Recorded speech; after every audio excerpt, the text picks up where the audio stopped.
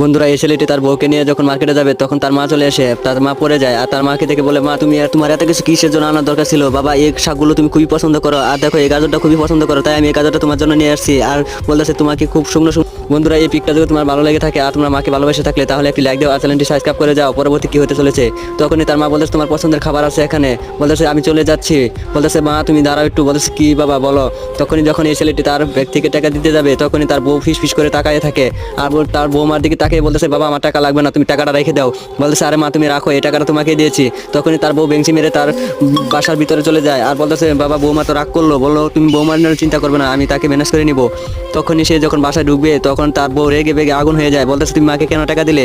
আর বললো তুমি এত টাকা দিলে। তখন তার মা কিছু চির করতে যায় আর তার মার সাথে সবসময় এরকম খারাপ ব্যবহার করতো, তাই সে তার বউকে তালাক দিয়ে সে তার মাকে নিয়ে চলে যাচ্ছিল। তার মাকে ডাক দিয়ে বলে, বন্ধুরা এই মা ভক্ত ছেলেটার জন্য একটা লাইক একটা কমেন্ট তো হতেই পারে। বন্ধুরা কমেন্ট করে যাবেন আর ভিডিওটা ভালো লাগলে অবশ্যই শেয়ার